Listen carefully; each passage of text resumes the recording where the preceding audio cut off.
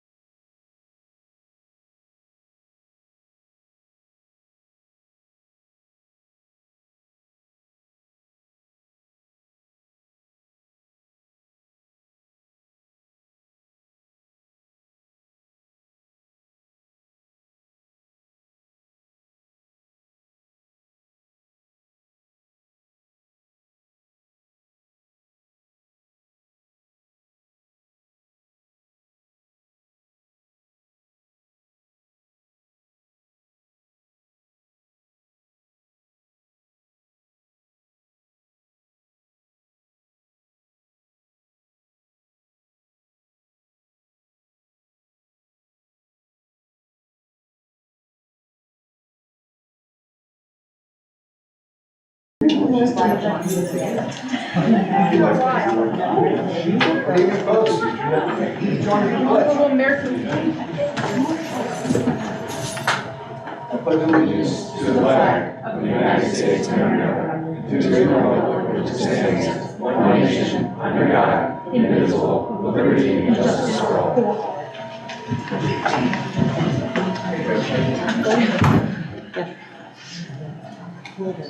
Okay. Do you want to get So I welcome new board members. Welcome Mr. Boucher. Tim, you got your seat back again, so congratulations on that. Thanks.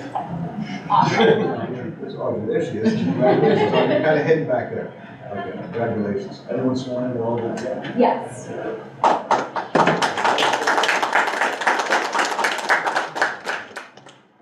Roll call. So Tom Roach. Here. Alec Collins. Here. John Guglielmo. Here. Tim Clark. Here. Taylor Roger. Here. Audra Hall. Here. And Chris Boucher. Here. Okay, a motion to accept this evening's agenda. Motion. Tim? John, any discussion? All in favor? Aye.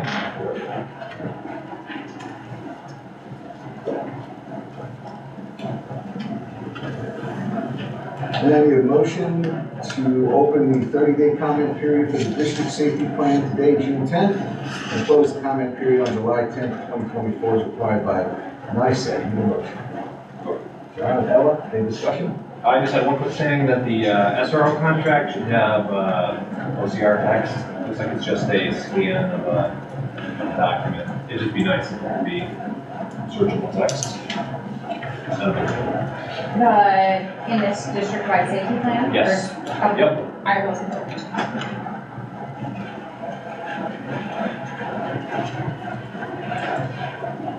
Everything in that condition? Any other discussion? All in favor? Aye. All right, next up, we have some recognitions of success. Thank you, Strauch. First, at the end of each sports season, the New York State Physical Education Health Association honors those teams and individuals that excel in the classroom. Those student athletes, teams, and schools work very hard throughout the year and deserve to be recognized for their academic success. To receive a Scholar Athlete team recognition, the team's GPA for that quarter or that season must be 75% of the roster have to have a greater or equal to average of 90. So, we would like to congratulate our boys basketball team.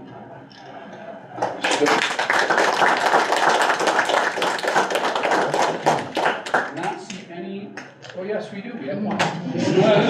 There we go. So we're gonna get right to him, if that's okay. So we thank you for being in attendance, Jackson Chester.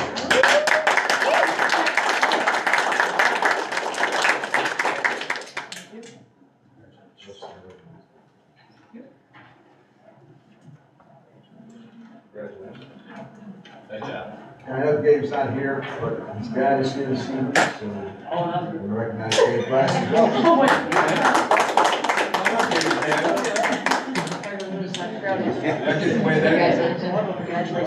Congratulations. Nice job.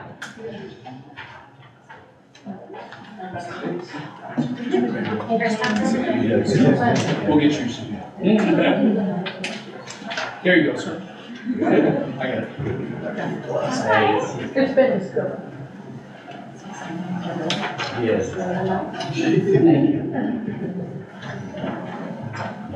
I want. Do you have something? Yeah. Let me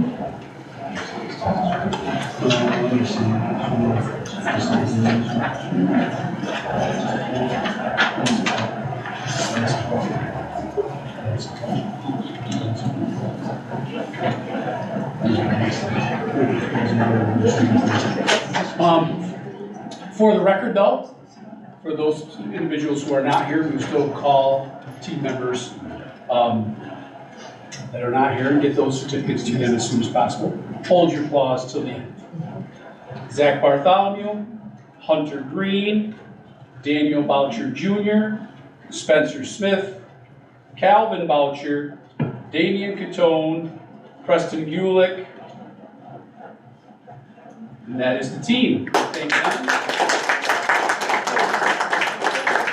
We thank the teachers for the opportunity. We thank Coach Matt Stevens for holding those kids accountable for grades. And we thank you. Oh, yes. All right. Yeah. Something happened here. I lost. All right. Okay. Recognition of success, scholar athlete, individuals. At the end of each sports season, we honor those teams and individuals that excel in the classroom. If the team does not meet the scholar athlete team criteria, the individuals on that team with a 90 or above GPA are still considered an individual scholar athlete. So those individual scholar athletes are Eva Stewart, Addison Perkins, Natalie Durkee,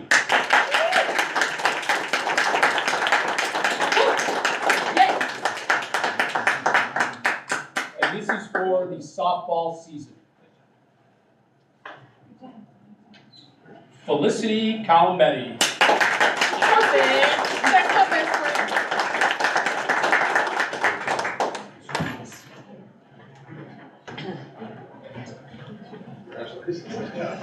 Mackenzie Keeley, Check off the old blackness.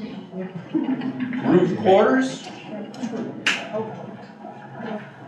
Gabby Durkee,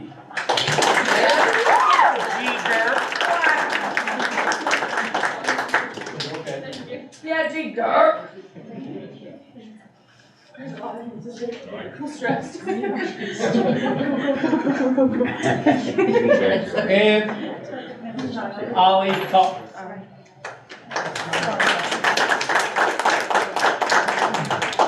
Again, we thank Coach Briscoe and all of their teachers for providing them the opportunity and again holding them accountable.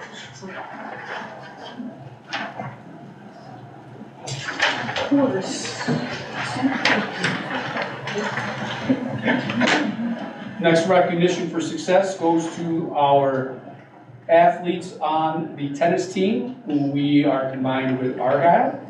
And we would like to recognize and congratulate Calvin Boucher and Preston Gulick.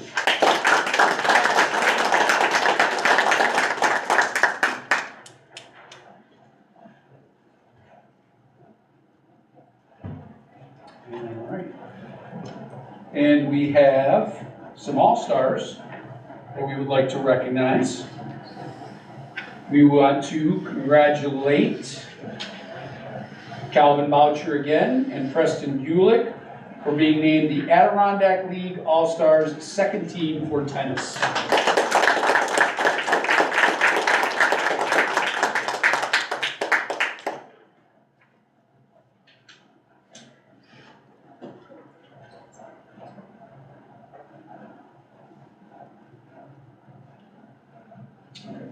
We have two more, and these are also scholar athletes for the baseball season. And those two individuals are Daniel Boucher Jr. and Zachary Bartholomew.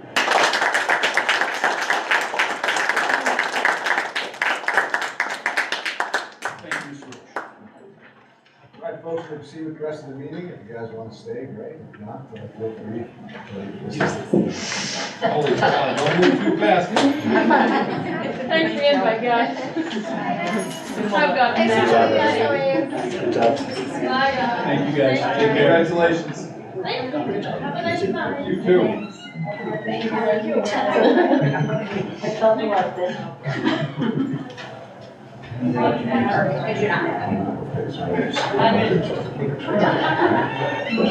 Next up, we welcome Sarah Bradshaw back for our long-range plan.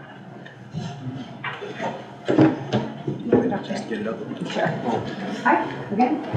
Thank you for having me back. Congratulations on your both project and budget. I think you've been one of the displays up there. You want to start with the presentation? Or? Yeah.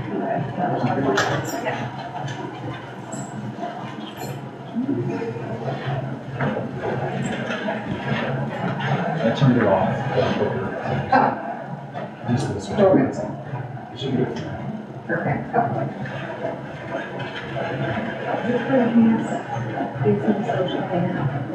You good here? I think so. Yeah, we'll watch it also and monitor. Okay. Thanks again for having me here, back here, for new board members and Sarah Bradshaw, Vice President of BPD, your municipal advisors for capital projects. We've been in the district for quite a while now, and through a lot of different projects. Exciting to see your positive local results of getting started. That's great.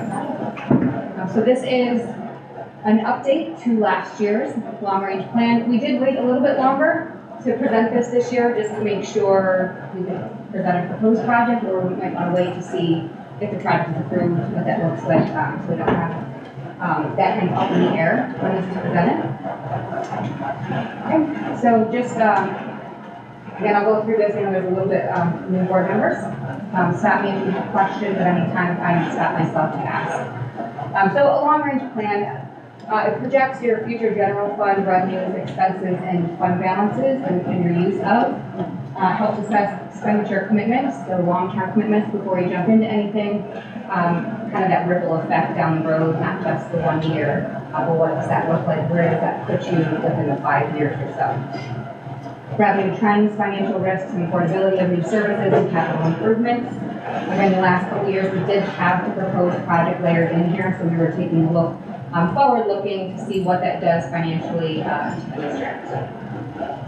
Long-range financial analysis, they're not static documents. You do want to make sure you're updating as you go. Again, in this case, the capital projects, the votes gets layered in here, as well as any pilots. We do have pilots coming on in the future that we want to take a look at and see what that does as well to the financial of the district. So again, once it's presented, it will shortly be old after that. You will be finishing up the 23-24 year. Now you'll have another set of actuals, so to start projecting off of you again. So again, just kind of continually looking at that. And then they are different than budgets. You don't want to use this for your budget. It is not your budget. It is a different document. And this is really to look at your end fund balance and where you think you're going to end the years going forward. So again, our big role with the district is capital projects. So we'll start with just rolling through the capital portion of where the district's at. This blue area is your existing debt. So all your existing local share really of your capital projects. So all your debt service and as well as your building aid coming back on any of your projects, past projects. All closed, they're all bonded, the work's done, everything's kind of already rolling in and set. So you can see in column D, you're really in a net zero almost, but a positive cash flow almost coming back in there. We layer on capital outlay projects, so those are new. You guys had started in the 23-24 budget cycle. That is equal to $100,000 worth of work in one fiscal year. So completion from July 1st through June 30th, $100,000 or less, and you get the full aid back for next year. So that is, you can see, this is putting it into the budget, and then the building aid starts coming back in. We have it on a 4-year cycle. It really helps with the architect planning of capital projects, as well as the district being able to ensure that the project is done and wrapped up by June 30th. If it's not, we run into some issues. So this really it schedules a lot more time for planning, submission, and SED approval. It's a long process. And very unpredictable. So this really does set you up for, to make sure you can achieve that July 1st to June 30th date. So we do have the 2 years before you start getting that building aid. And then the purple is your newly approved project, that $14,700,000. The dotted black line is really anything above that. If you look in the left-hand gray column, column L, that's your local share for your capital building projects. All kind of encompassing past, present, and future projects that we're looking at. So above the line there, you're at around 96,000 of local share of capital projects. If we look below the line, which is where your new project comes on board, you stay right there. So again, that was no additional tax impact for the vote that was just approved. And that's really your position. One thing to point out here, that column L looks beautiful. That's really what we try to go with, flat, level, steady, helps with budgeting, helps with your tax cap, all those pieces. You will notice you don't have a drop off up until out through 2042. So that's really how we were able to build this project. There's two reasons there was no additional impact. You had that drop off coming in after the capital outlays came on board. You were that negative, positive local share. Two is your capital reserve. So those two things combined allowed you to build this project in 14 million and stay at your current level. So just wanted to point that out. You'll probably need another building project before 2043. So if the local share stays like this, you'll need capital reserve. You want to be able to bring the project on board and stay at that tax neutral, no additional impact. So at the end of year ends, when you're having fund balance remaining and you're having those discussions of reserves, what we do with those excess, that's really a kind of a good conversation to have. Going forward, that's really how you are able to bring the project on and stay at that no additional impact. Hopefully, the 14.7 is a very conservative built project. Usually your architect or CM in our office are pretty conservative with our assumptions that we use. We want to make sure you're able to deliver the project that you said to the public, as well as deliver it at or better local share than what you also told the public. If that happens, we'll say if the interest rates come in better, or the aidability of the project comes in better, so now you have more aid, the project just got better. What we do when we structure the financing, we're going to keep that local share steady until this debt service is going to kind of stay here. Your building stays here, and we really just make the movements in the lower parts of the schedule. So you may have potential, depending on how the project moves and comes along, to create a drop-off in the future. So we'll keep you stable and front load the bond. That does two things. Creates the ability for projects to come back on.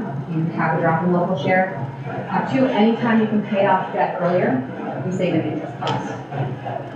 So that's monitored throughout the project. And we provide the district each year with their debt service budgeting document that we put all their debt and building aid estimates together and work together with the district. Any questions on the capital piece or the project in general? So did our building aid ratio change at all after it went down? It hasn't, that's still an estimate, it did go down, but you're at your base. So it won't vote unless they change. What's the chance of the big, right? Right, but you just voted and this is approved, so they can't change the formula. Right. So when you get your project approved, whatever, you know, Yeah. the formula locks in, the numbers don't necessarily lock in, if that makes sense. But you're at your floor. They I just can't mean go lower. regular state aid kind of got up and down, or down, not back up, but building aid ratio didn't. Your building aid ratio did take a hit this year. Yeah, it went down. But nothing since then. Hopefully it bounces back up. That's one of the reasons why we did project though that lower the estimated. One, we always take the lower of the actual or estimated. Okay. We took that 90 years and it's over 5%, almost a 6% drop. It was So pretty if good. so if you increase or improve at all, you're at your floor. So any increase or improvement is going to just better your project. And we'll find that out in fall. That will get locked in, estimate right now. So again, this is really just how we are managing and keeping that no additional impact. If it does happen and you start seeing some space underneath the line, again, that's the positive local share that you're able to look to fill in if you have needs at the district for future capital projects. So this really just starts the long-range plan portion of the presentation. We always start with your analysis of your fund balances, 3-year actuals to kind of see where you've been. What's been going on, and then we do have a projected in here this year. We don't always have this, depending on when we present the analysis. Right now, pretty close to year end. A pretty good idea of where you're going to land. Not actuals yet. Always time for things to happen, but we thought it would be helpful to put that projected in there when we started to have conversations with that year end. So if we look, the actual is 21, 22, 23, if we just pay attention down here to that total general fund balance, you can see your fund balance has been growing each year, which is the direction that we want it to go. So it's been a healthy growth there. In projected 2024, you can see it does go down. That was planned for, and then as your project, we use 1.2 to the project. So planned for, nothing alarming there. If you do have a credit rating, they may ask about it, and you let them know it was planned for the project, that's the use of it. No issues there. So if you reduce that, you actually still did have a little bit of growth. If that makes sense. So a couple different lines here, highlighted in yellow. I believe the projected kind of movement, you look, your unassigned fund balance has been fairly large, with some movements for the capital project, as well as, is there any opportunities, should that money be somewhere else? Should it be sitting there, or should it, let's look at our reserves, are they funded to an appropriate level? Does it need to go somewhere else? It can be allocated somewhere else. And that's really what's happening here. Again, if it wasn't sitting here, you wouldn't have that capital reserve, would have had 1.2 in it. So this was kind of arbitrarily a little bit high. It could have been in reserve. We made this number look a little bit better. That's really what's happening with projected is the use of the capital project, as well as, let's take a look and see if we should be putting some of those extra dollars. Am I making your appreciate it, thank you. But to see if there's a more an appropriate place to put that money. We do have your top line here is your reserve for transportation. That kind of sits, there is a little bit of growth in there, and actually it's in and out. You are, have your bus kind of transportation, and we are in discussions and looking at really your future purchases of buses, how that works with the district.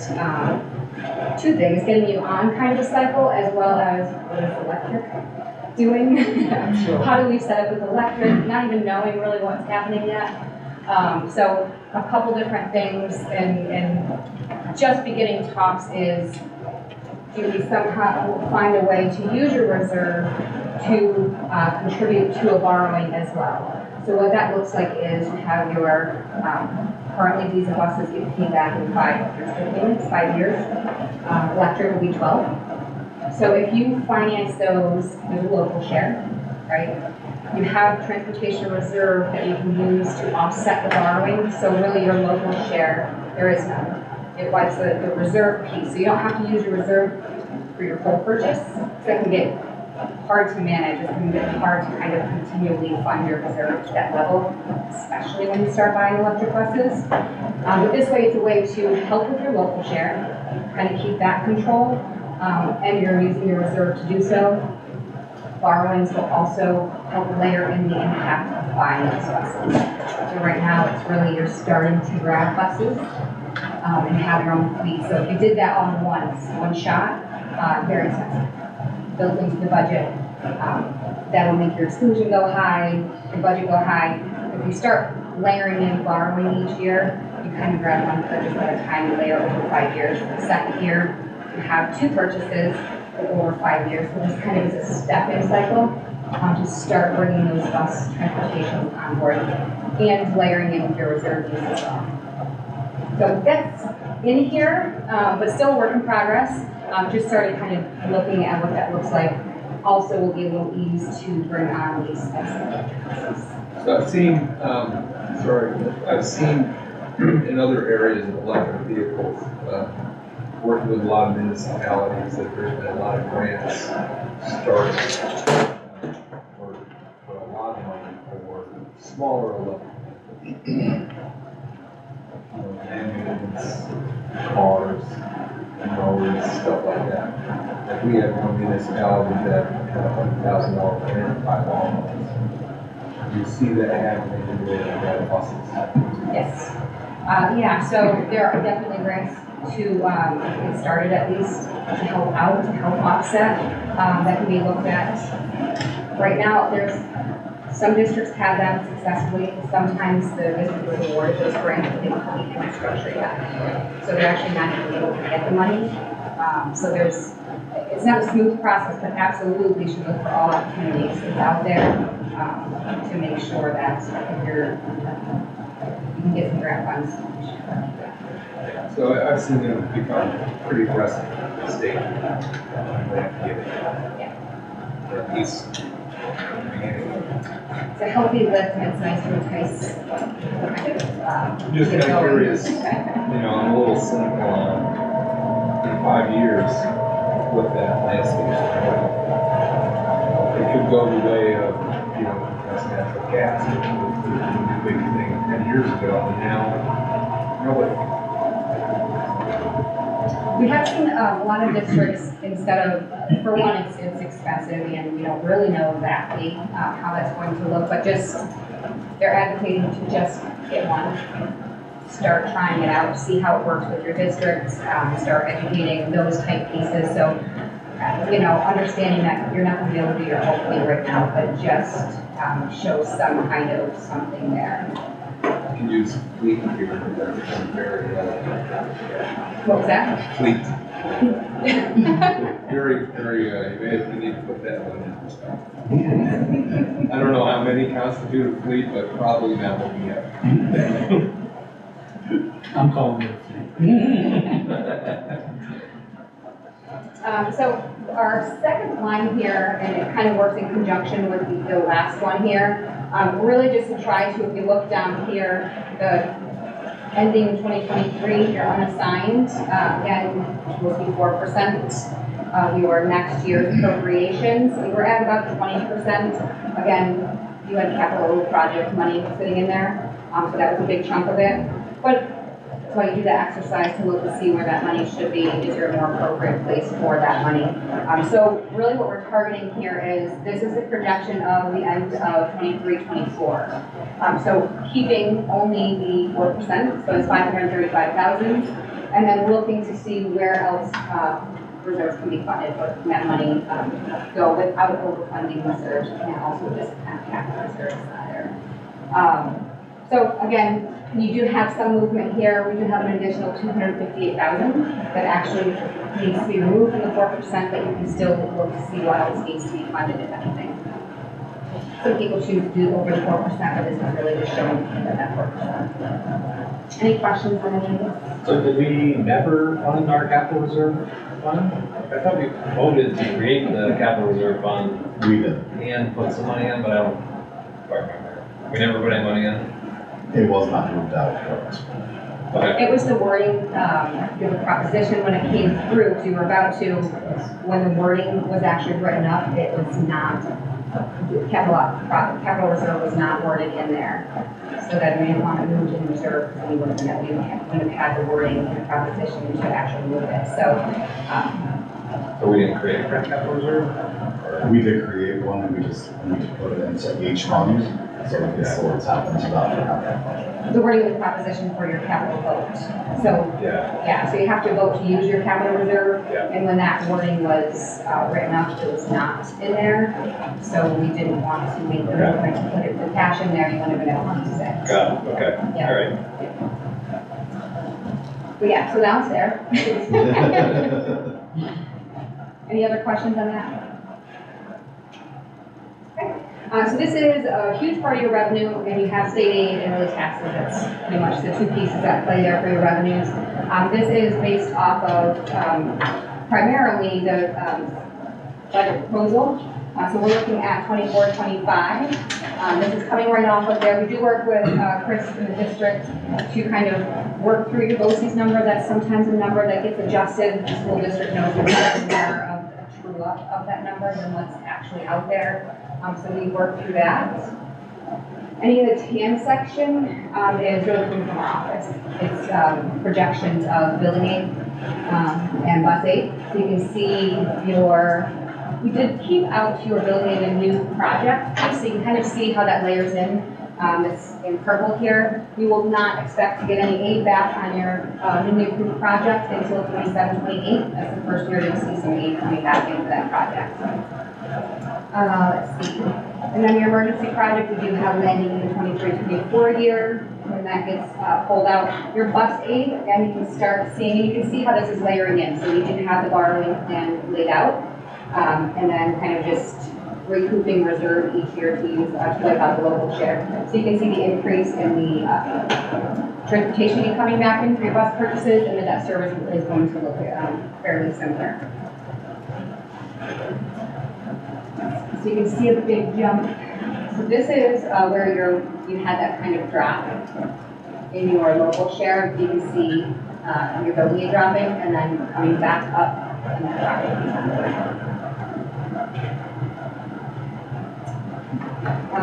Go back, sorry. One huge number here is your foundation aid. This is the current number, 5.5 and 5.6. We do have that projected flat straight across. No increase, but we did speak about a potential decrease. That formula is being looked at, and it's a real possibility that there could be some kind of movement within there. So we are calling this the base scenario. We did want to take a look at what happens and how that trickles through with the reduction in your foundation aid expense. Again, base scenario, so that state aid from the prior page is just kind of filtering in here. We do have your tax base right at the top there. The blue percentages are what's used. That's your tax, your max. Going out, assumed going out. We do have, and we'll get to those tax cap pages that we usually go through later on in the presentation. Your other tax items, so the tan area, that's where you're starting to see that pilot come in. It's coming in two parts, 50% pilot, 50% is being shown down here in the miscellaneous, and is really supposed to be going to the capital for future infrastructure. So that's how it's being shown here, so that's in the 2027 year that we're planning for that. The purple, right here, again, I just noted you're not getting any building aid back for your project until 2028. You have debt service earlier than that. Hopefully we're not waiting until 2028 for the project. So these purple numbers here is capitalized interest. So that is really from your capital project coming in to pay the interest, your debt service until your building coming into offset. So just an offset there. If we look down at the bottom right, our average increase of revenues for the 5 years is 1.8%. Can you just explain that 4.1% there? I will, yes. It may make more sense on your tax cap page that we have going through. But we actually have another scenario to kind of manage what this is doing. So this is really realizing your full capital exclusion. So all your past, your buses, your buildings and everything coming together, that's really where your level is at. Just getting there right now, you're at the 2.42. And then this 0.33% increase, that's your max that year. So you know that 2%, you're nowhere near that, you're at the 0.33, that's the year the title's coming. So we have this scenario where we can step in and layer in the project a little slower. So it brings this 4% down, so again, it's hard, it's not comfortable, always going on at 4%, even if you need it, not comfortable to do that always. So if you're not going there, there's no, we don't want to put you there for debt service, because now you're needing that for capital. But if you don't ask for it, you have to take it from other parts of your budget. So you don't really want to do that. So ideas of just kind of management is really just to lower your capital project piece, bring it in smaller, slower, and it actually works perfect timing. Usually pilots are very, very hard to do anything with. You just kind of have to take the hit when they come on and take the hit when they come off. There's really not much you can do. Because if you fix it one year, it just rolls to the next. Because you have a project coming on at the same time, you can actually kind of see that. So I think it's good timing. So this will really kind of reduce, and then this, if we reduce it, it kind of bumps it up to next year. So these level out, and you can see at the end, there's no different in the 5 years of your dollars you're collecting. So you're not collecting any more, you're not collecting any less, you're just collecting it a little bit smoother between the years. But yeah. Well, hopefully I can, if you didn't get it there, hopefully you can have it. Okay, so again, base scenario, so we have your full foundation aid, so it doesn't really change any of the expenses here. This really we work with the district on projections. So what we do is we start with, we always show 1 year of actual. In this expectation, so that's 23, 24, really where you think you're gonna end the year. We work with Chris to get those numbers. That's the numbers we kind of project off of. I don't wanna use your budget to project. We kind of escalate and inflate the numbers fairly quick.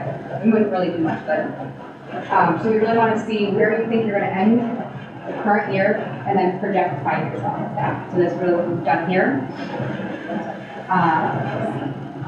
Purple again, that's the project. So this, in 23, 24, you can see sitting down here in capital is 1.3. That's your $100,000 capital outlay project, but that all goes to the larger projects. Other than that, pretty straightforward. Your federal funds kind of all filtered through. We weren't kind of adding chunks back in each year when they were falling off, coming back into the general fund. But I think everything's fairly smooth right now. You can see our debt service coming in, again, these 2 years. We have capitalized interest coming in the revenue side. And then by the time this larger spike up, that's where your liabilities come back into the project. This capital transfer, so the 1.2, we talked about that. In 25, going forward to 2029, you can see the numbers. Last year, you would have seen 100,000 straight across for that capital outlay. This year's numbers and going forward, the difference is that reserve that was planned to use for your transportation expense. So I think this 24-25, the full 178 expense was actually voted to be out of reserve. So even putting that aside, 195, so again, 100,000 capital outlay, 95,000 will be used to offset your bus purchases that year. Any questions on that?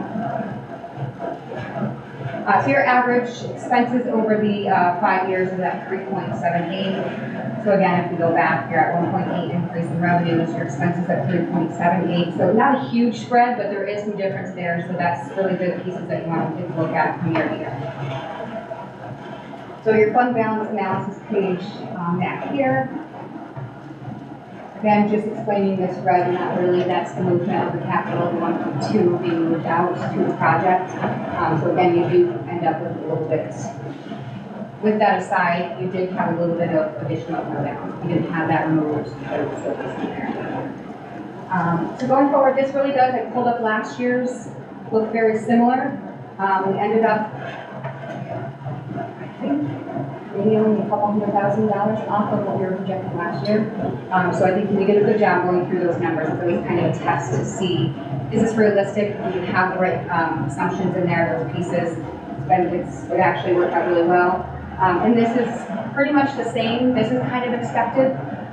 When you do a 5-year plan, it's very hard. It's conservative still for one. Not too conservative, it's realistic. 5 years is hard to do. So you want to take a look at it to do exactly what we did before I came here. Is that moving up? We came back this year and the red is kind of starting to pop up 1 year earlier. It's a smart word thing.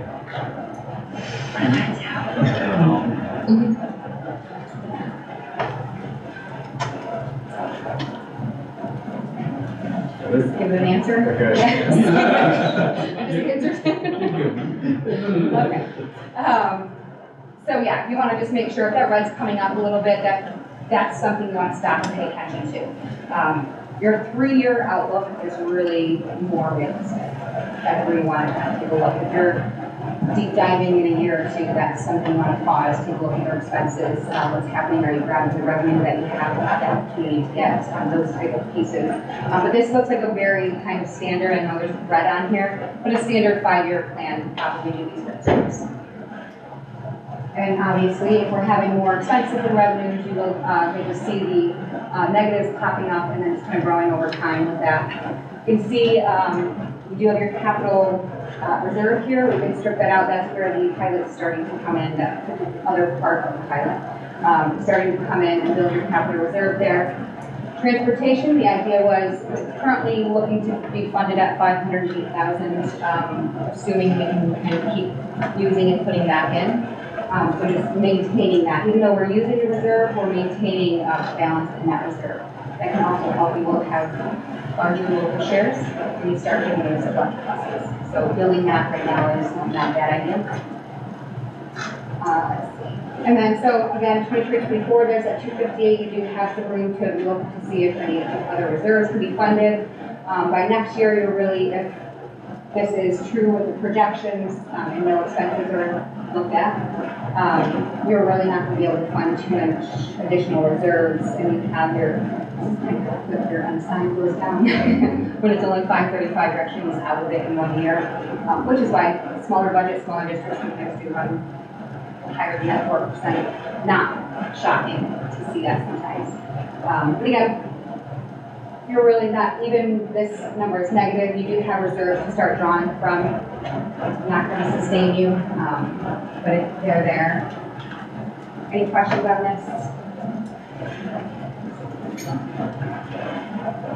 So just real quick, if you want to go back and take a look at that foundation aid decrease, just kind of, we wanted to do the 5.2, we thought that was kind of a good number to use. So we're showing that in 25, 26, and then we have that flat line from there.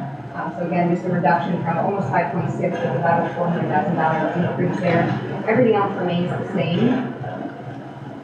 If we put it on your fund balance, this does start kind of creeping up. So just that one assumption change really does change the picture quite a bit. So keep a lookout on that foundation aid. Very sensitive number. It's used in both of those two districts.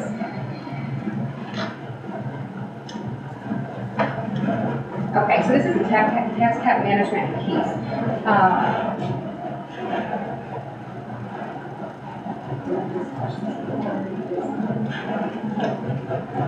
I'm gonna run through this real quick. You put the other, Yeah, you're to pull the PDF. the PDF up? Yeah.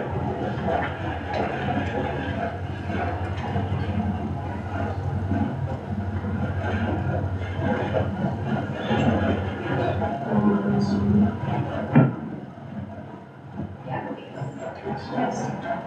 Sorry, this should have been in your packet, and I just did.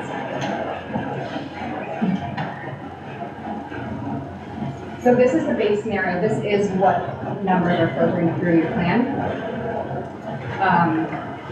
So this is where you can see the 411. So currently the 24-25 is locked in at that 2.42. The formula in 25-26 is coming out with a max at 4.11. And then you see, because of the pilot coming on here, so when you first bring the pilot on, so the current year pilot, when that hits, it's actually negative to your calculation. So you lose some levy, or you lose some solution, sorry. So that's why it's being reduced there. So your max that year is 0.33. After that, your project's unstable, everything's stable, we'll have buses to manage, so there may be some kind of play, but hopefully we'll be able to always offset that local share with reserves, and hopefully it still kind of remains. I mean, it's just the growth factors from there. That's why it's really pretty stable at that 2%. So to get over this portion, we just wanted to, again, take a look and see if we can do anything. Are you trying to zoom into it or swap? I'm just done with it. All right.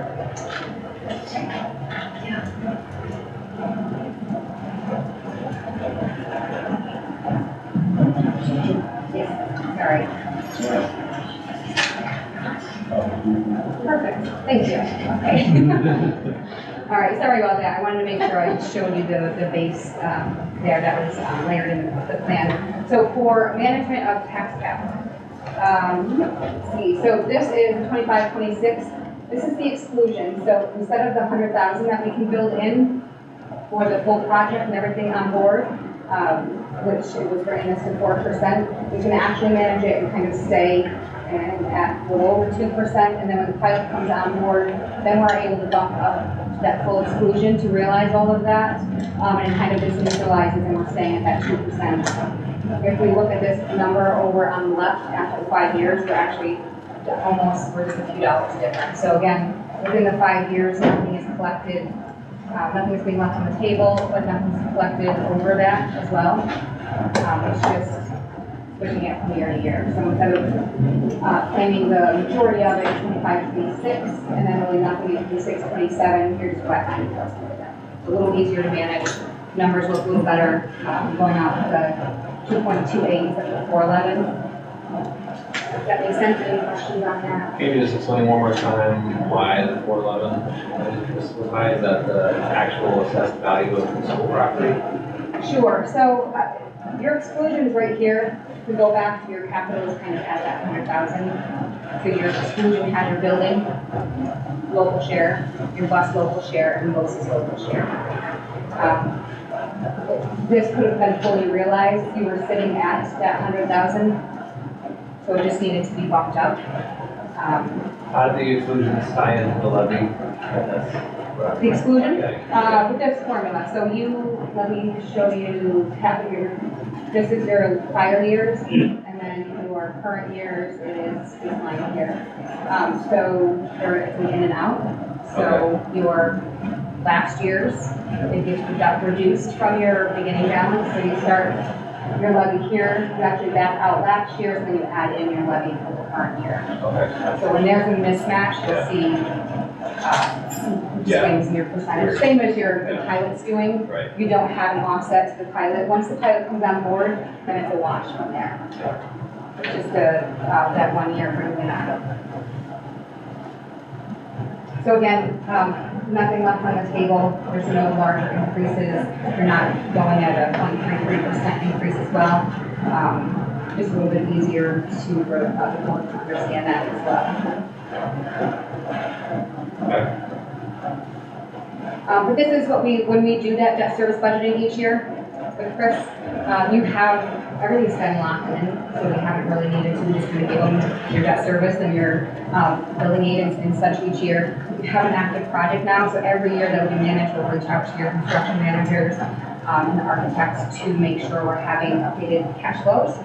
And it's really just asking, is this project running? What's the timing of it? What's your assumptions? And then we build our assumptions to go with that. So that's updated a couple times throughout the year, but definitely every December to January, we'll make sure the financial plan is freshly looked at, provide the numbers to the district to use in the budget to make sure that we can make any movements. If there's this, anything to do with the tax cap management, we already have it on the books this coming year to do so and work together on that. Yeah, that is your next piece of the capital project. They're kind of building the details now. And going through that when it gets submitted. So we always kind of keep an eye on how that project is running. When it's going to be submitted. We need to make the financial plan move along with the project. We are trying to hit certain year drop off. So the project can't really sit stagnant for 2 years without doing something. So just kind of keeping that going. So it's submitted, we'll get SB approval. And then you can start awarding contracts. Once the contracts are awarded, that's our first time we'll reach out really to ask for a cash flow. We don't want to borrow any funds until you need funds. So your 1.2 is already used, because there's expenses now coming in, but we don't want to borrow yet. So we're going to have to start making some debt service payments. You're not getting any billing aid back again for 2 years. So we don't want to borrow right away. So 1.2 is going to kind of keep you going for a while for the project, until we get further into the project. And then we'll ask for that cash flow, and then really until you are out of your 1.2, we won't borrow anything.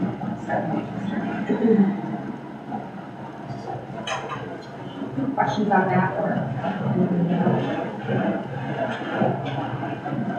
else? So again, just to kind of wrap things up, considerations to improve the fund balance, increase your revenue or taxes if you're going out of your math, is really all you can do.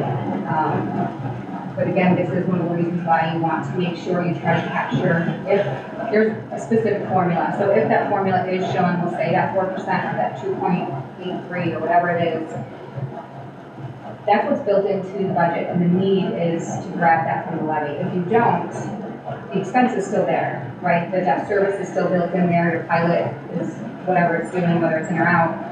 So the need is still there, it doesn't go away. If you don't capture that, you actually have to find it from somewhere else, which is your operating, which is somewhere else, or cut expense in your operating. So that's why instead of just, if the 4% says that, and you don't have to go out of 4%, you can go out of the 2% that's fine, and if it looks okay, what you're doing is making an expensive capital up to that 4%.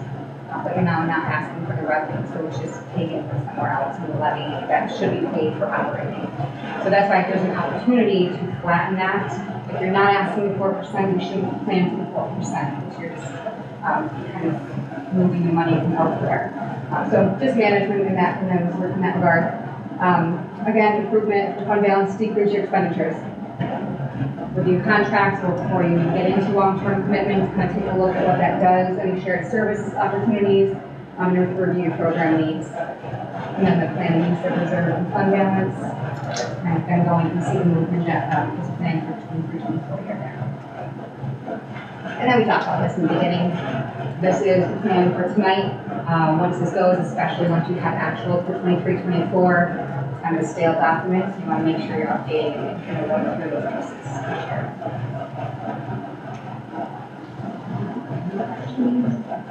Anything else you want to? Thanks. Thank you. Go through all that again.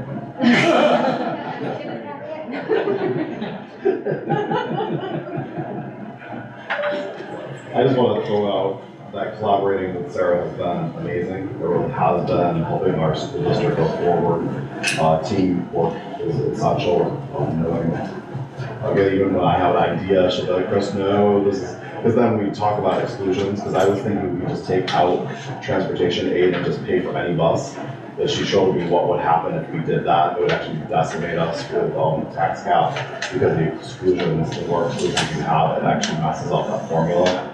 So that's why it's very helpful, because again, it's like, oh, that's a great idea, but then she'll say, wait, and then collaboratively, that's a better idea for whoever to do this instead, so. The idea was to clear the local share. Correct. Not pay for the bus and tool, because then you have ability to do that. So again, that exclusion piece, if you wipe out the purchase of the buses, you still have transportation coming in that decreases your exclusion, and actually, by the third year, you have exclusion at the front. Correct. But again, I want to say thank you for working with us and for that one. Can we get that tax cap base sheet added to the board docs version? Yeah, we can send that base. Missing the base Sure. tax. Base, yes. And that is what's in the numbers. Well, that you'll see that the percentages on the revenue page will line Yeah. up with those percentages, so just to, yeah. Good. Thank you very much.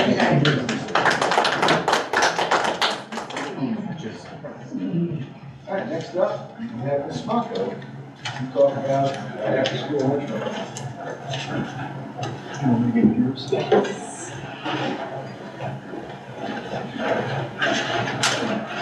Sorry, first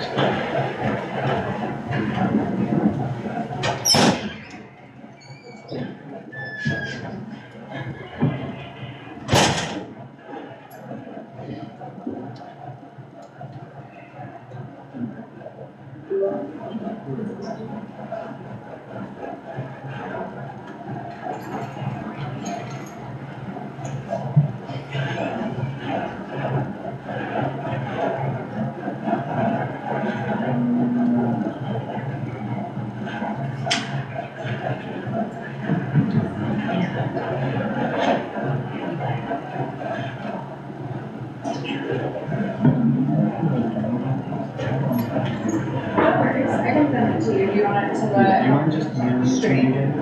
Yeah, email it to the stream. Because I think it was only so long that's gathering stream.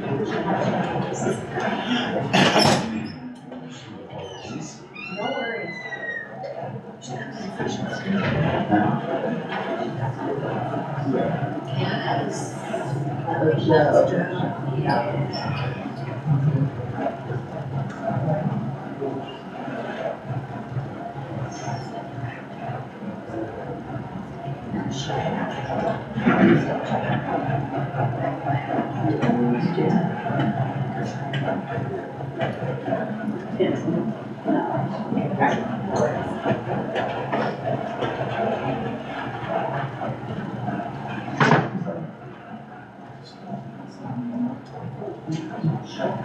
Well, thank you for letting me come tonight and share a little bit about some of the happenings with a wrap-up of our after-school enrichment program.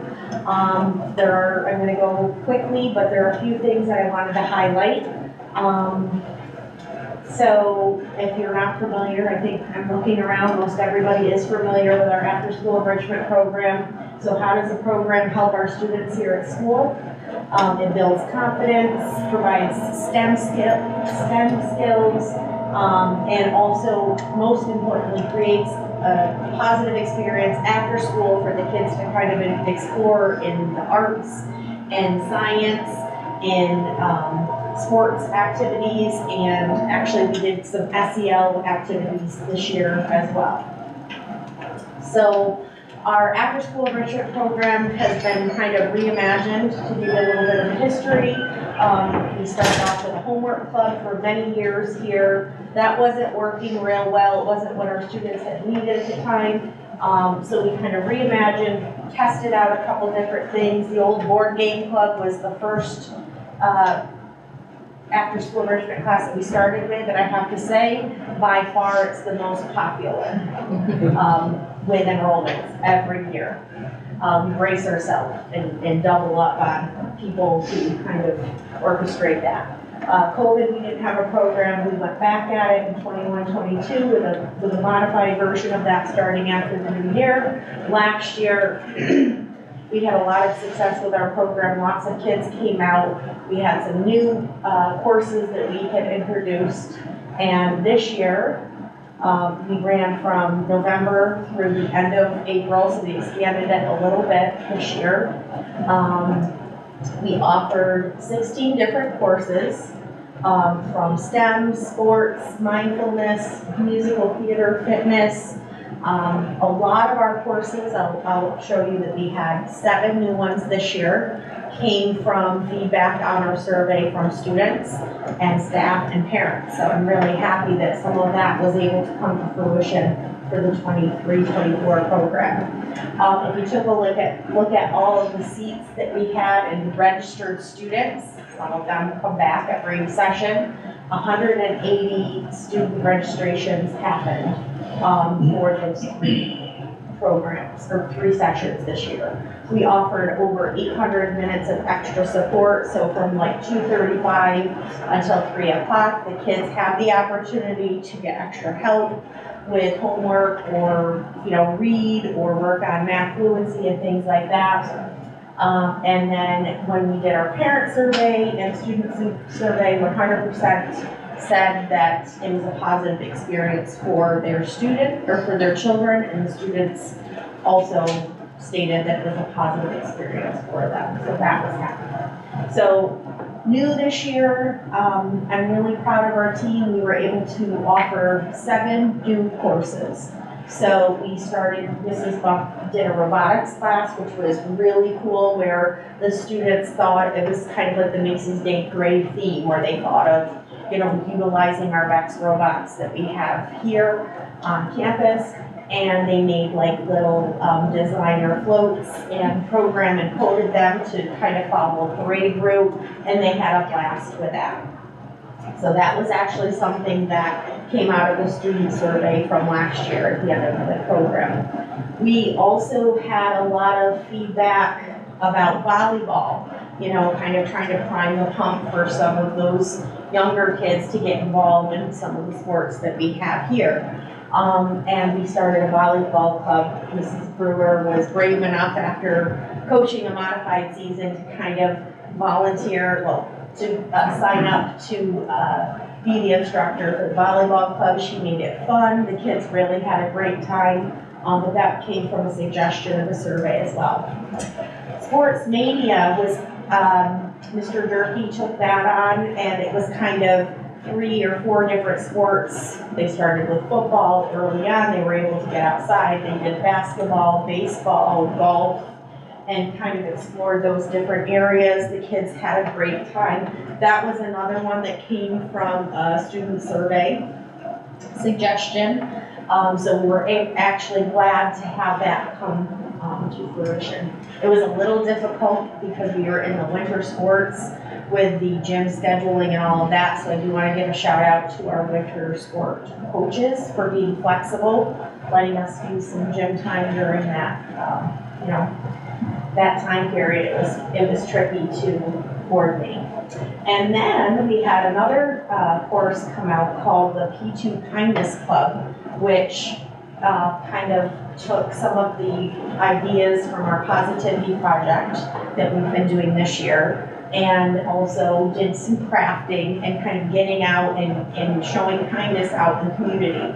So Miss Allison Dix, which is one of our newer teachers this year, and Meredith Hazelton they did that class, and they really got the kids to think about empathy, kindness. They did, surprise visits to some folks around the school, like Mr. Paul. I know they came and met with you. They came and met with some of our cafeteria staff and just kind of thanked them and showed kindness. So that was a great thing to see. We had intro to knitting, which a lot of our grade 5 and 6 students really were interested in.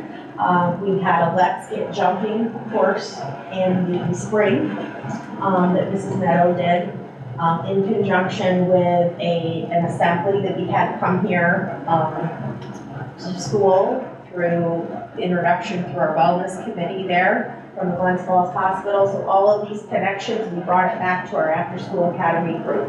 They had a blast, and then even put on a little bit of an assembly for us, or assembly at our assembly, one of our P2 assemblies, and the kids had a great time. They got to meet the world traveling jump roping duo at the assembly and all of that. And the last new course we were able to introduce was food truck design and introduction to Canva. Ms. Hazelton, and actually, she's not here, Sarah, wherever she is, she volunteered for parts of this course. It was really great. The kids learned how to design a food truck, market it, come up with a menu, make some little business cards on this program called Canva, which they're using more and more throughout the school. And then they actually had like a food truck corral in here, so they presented to the other kids in the enrichment courses. And then they set up like a little tasting station over on that side. It was very well done. It reminded me a little bit of the days of my international bazaar times here. So that was really good. I feel like we are just not it's not, the old standby. We're thinking about new courses to offer for the kids to get them excited about different things like technology, get them involved in different STEM related things. And so we're also listening to the information we get from the students and parents and the staff in surveys that we do. So you can take a look and see the numbers of students that enrolled in each one of the courses for session 1. Definitely the holiday baking buddies is always a hit, but we had several new courses. Here's some information about our student survey. I liked coming to After School Enrichment Club. 100% said yes out of 45 responses, so that was awesome. Session 2, we had wrestling, mindful movement, and introduction to yoga. We did some STEM and craftivity, intro to knitting, and then of course Beyond Monopoly, which is always very well attended. Parent survey, was this a positive experience? And then I'd like to share some of the testimonials, some of the things that the parents are saying through the survey. It has all been positive. Some parents had said they'd even like to extend the program a little bit longer. They'd like to see that. Here's some pictures of our session 3. As the weather got nicer, we were able to get the kids out. We brought back a program that we had 2 years ago for Fort's first responders, and our nurse here headed that up. The kids learned some basic first aid. They also went out the town. They went down to the Fort Edward Fire Department, they got a tour. And then we also had the Washington County K-9 unit come, thanks to Officer Randy, he made that happen. And the kids got to meet Maggie, the K-9 dog there, and hear all about, you know, the training and such that goes along with that. But they came here on site. So Pin Pals, again, is always a great program for the kids and helps them kind of explore bowling and what that's all about. All right, so I just wanted to share a little bit of the survey information with you. And again, when we send out the surveys, we actually do take that into consideration and we take a look at that as we're starting to think about what suggestions would be for next year's program. So some suggestions between all of the surveys would be to look at expanding to grade 2, extending the time by 30 minutes, possibly doing an end of session parents showcase. We would like to start in October, a little bit earlier, and get 4 sessions, and includes some type of community connection club. Some recommendations that I'm getting for planning is we should establish a committee so that we can get a couple more, you know, people giving input. Maybe allowing for some summer planning to plan out an action plan for the entire 24-25 program so we can expand upon that menu. This year we offered 7 new courses. Maybe we can do 10 new courses next year, depending on what we get from the surveys and such. And then continue to connect one of the courses to P2. I thought that went really well. Jess, I'm Yes. sorry to interrupt you. Community Connection Club. Just, can you expand on that just a little bit? So It's pretty interesting. maybe going out, I know a while ago, many years ago, we did something with our character ed program here where each grade level kind of adopted like a community connection. So for instance, when I was in 1st grade, we connected with the Fort Edward Free Library. And we went down and we did different things. The kids got to, the idea was to kind of expand, you know, knowing about the library. Some other grades worked with the nursing home. Some other grades worked with fire department or the rescue squad. So kind of making maybe one of the, you know, expanding the kindness club. They did some different things here within the school, maybe reaching out a little bit more into the community. Maybe local history mystery, like connect with the Fort Edward, or the Washington County Historical Society and get down to the old courthouse museum. They're looking at, like in the year 2025, opening up for Christmas tours and such. So maybe we could, you know, be a part of that Yeah, I somehow. think that's awesome. So, some ideas for new courses, definitely on the hit list is an archery club. We were able to get some equipment through a grant through the hospital with all of the work from Elizabeth Hoffman and our wellness committee, and we have people trained and such, so we want to try to get that as an after-school enrichment course. Hiking, local history mystery, which I talked to you a little bit about. Shark Tank would love to do something like that where they're really kind of inventing things. Nature Club, scratch coding, some of these were, several of these are student suggestions. 3D printing, engineering, school helpers. So I do have to tell a little story. On 2 surveys, we had feedback, the kids really want to help Mr. Paul. One of them was to start a Paul's Little Helper Club and then help the custodial staff. So I just thought that was really cute. Paul's Little I think Helpers. that's a great idea. What's We have Billy? Karen runners. And then the kids that deliver things.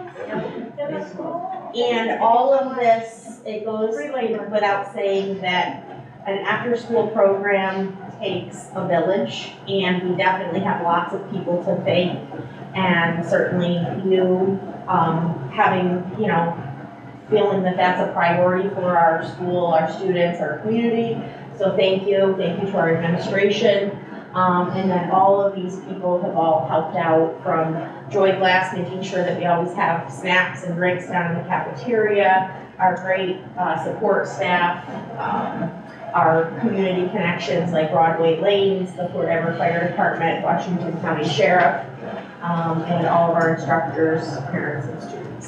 So thank you, and does anybody have any questions about the program? Oh, and last but not least, thank you to Irving Tissue, who make a donation so that we can actually have the after-school homework club, now enrichment club, continue.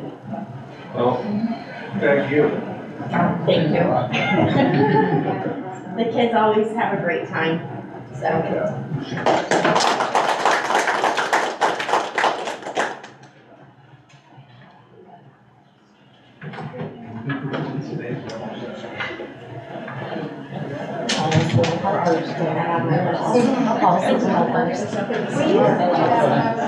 Have like office helpers and all that, yeah. Yeah.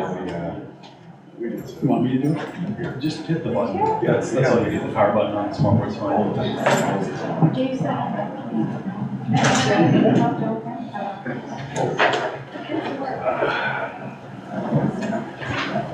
All right, let's get down to reports. Finance didn't meet this evening. Chris went over some of our reserve funds and our fiscal health. Everything's looking pretty good there. So, move on from that. Do we need any meetings coming up in June?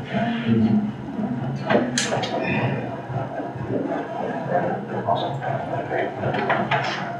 All right, moving on to superintendent report. Thank you very much. This is going to be somewhat of a reiteration of my updates from last Monday, but I'll just go over it. As you're looking at the district-wide safety plans, there are changes in there. Obviously, the way it looks in form, and I know we already had gone over it and accepted it for public comment, but I just want to make sure that we're aware of the changes. So there's a prohibition on school buildings engaging in drills which may cause trauma. So for example, such full-scale drills may only be performed outside of the regular scheduled school day and events. If students are involved in the drill, specific parental permission is required for each student participant. I'm assuming what they mean is, an example they give is the live drills that involve props. So if you've seen where police have asked to come in, they do the live thing, and Does that include alarms? it does not.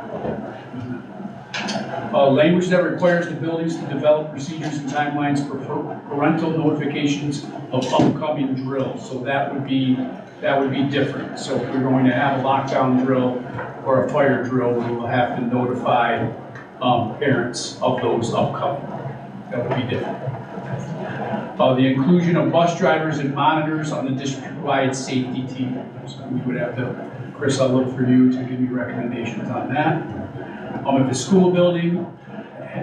school buildings have behavior assessment teams, the membership and operations need to be mentioned in the district-wide plan. Schools are in different places with the process, but it's likely everyone ultimately will choose to do this, so we have included that language. So that would be part of Mrs. Russo, your pupil services team, so, for behavioral assessment, which I believe we have all our school counselors on there and our safe teams, so I think we're all set. To extend, the buildings have behavioral assessment teams. School staff must be trained on the process and purpose of this team each year. We'll get that from Needham. Greater clarity around reporting requirements of when a school building activates its emergency response plan. I'll get more details from Needham because I'm not really understanding that. I feel like our plans are pretty clear. Okay. Senior trip, I believe Mrs. Russo will be talking about that in her report. Our current staffing needs for the upcoming school year. The Director of Student Development, I'll be working with FIDA and hopefully post that ASAP. That's the new administrator's position. Spanish, that we're posting that this Friday. We do have 2 applicants, but Mrs. Rivers has agreed to stay on, and we did approve her tonight. Approving her tonight. But she has agreed to stay on pending if we don't hire anybody. Cleaning, cleaner, the new, for the July 1 start, new cleaner, full-time, that posting ends on the 6/14. Teaching assistant, that posting also ends on 6/14 for our new special ed classroom. And the special education teacher, now grades 3 through 5. We have much more definitive on that to everybody listening. And we just posted that, and we had 3 applicants at the time. Because of the time-based restriction. All right, turn right.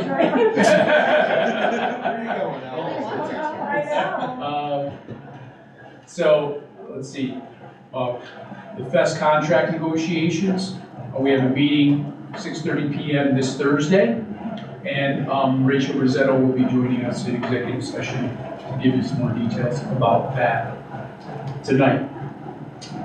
Capital outlay project, thank you Chris, Steve, and Sandy Wagner. That we've already put out for bid. The I guess construction will start on that outlay project in July 1. We're outdoor speakers. They're actually running cable now. New camera security speaker. Backup power for supplementary switch closets. New voice gateway for our phone system. Gateway for our phone system. Okay, we won't notice any changes, but the current gateway is 10 years old and is at the end of its life expectancy. And we are going to get a radio repeater, so Mrs. Russo doesn't have that dead spot in that office anymore. Thank you to Sandy Wagner. We did a PA upgrade for the, so that, I believe, is there a red fire alarm? There's a red fire alarm sprayer. If we do 399, though the announcement should be coming through those speakers now too, so that's good. I want to thank Tim. He'll be joining me on July 19th and 20th. We'll be going to the NYSSBA Leadership and Education event. That's still open, I believe. If Chris, if you'd like to join us there, you don't have to make a decision tonight, but I believe that's the registration for that ends on the 24th. They're talking about declining enrollment, turning the tables on the teacher shortage, student engagement for absenteeism. So Tim and I will be going to that. The more people that attend, because there are some concurrent subject areas, we can kind of divide and conquer on that and bring back a pretty healthy report. Dental plan, I'm sure you know that we've had complaints about our current dental plan. Chris Rader, thank you very much. Put the oars in the water to try to change the dental plan. The long story short of that is we needed all units to comply on that, and we got 1 out of the 2. So the other one did not, and we could not change that. So we're working to get that going. This is pretty important. Now this is a heads up. This is not in stone yet. And I'm sure you're gonna have any questions and comments. I'd ask you to write them down, send them to me so I can get with other people to answer those. But there is a current proposal on the table, and it's for comment. It's already open for a comment period, which began May 22nd. The Board of Regents is planning to take action on these things September 25th. And if approved on September 25th, they would take effect immediately. So here they are. It's the takeaway of significant adverse effect clause in athletics when it comes to mixed competition. So for example, our volleyball team has typically had all female students on it. And when a male has wanted to play, we have stated that there will be a significant adverse effect, which could sway the game, or the outcomes of the game. That term will no longer apply if the proposed changes go through. So no schools would be able to deny males wanting to play on a traditional all-female team or sport, such as field hockey. I use that example too. So if 4, 6, 3 guys want to come out for our volleyball team, they have to try out. And now is the second one. Every coach must post publicly their selection process. So if Chris Rader is the modified basketball coach, he will have to give us a list of criteria through his selection process. We will have to post that on the website. And again, that's not something that's not something I've been a part of as a coach or seen in my administrative career. And the athletic placement process for the 7th and 8th graders will not involve testing. Parents can request that their child try out for a JV or varsity team, and if selected by the coach through their publicized criteria, a child no longer will have to test up. They would try out, and if selected by the coach, they would play on an upper level. So those are the 3 proposed changes. I think there's pros and cons to each. Our league president, Mr. Andy Cook, is providing us with a template for mailing to our legislators, and they ask for volume. So each district will be sending a letter. If boards will be sending a letter, hopefully we can get a template like that, and you will be able to decide whether a board wants to send a letter. So there's that. EF Tours, trip to Ireland. I don't know if that's in the report. All right, great. So we have 15 commitments already, correct, Mrs. Smacko? Yes. To go to Ireland. Awesome. And the deadline is until the 13th, so. The 13th of June? So that would be Thursday? Registration. That's amazing. So that is very, yes, I would agree with you, Audrey. When we started this venture, we were crossing our fingers for 5 or 6. And we even extended an invitation over to Argyle. I know, I asked if I could chaperone. What's the, what are they, what are you finding in your signups what the grades are? What grades are signing up? Or is it It's only is it open only to 9 through 12 right now, So correct? it's people that are 9 through 12 right now, 7 through 10 right now. Oh, 9 through 10. 7 through 10, because they'll be 9 through they'll be, 12. and what do you see in signing up?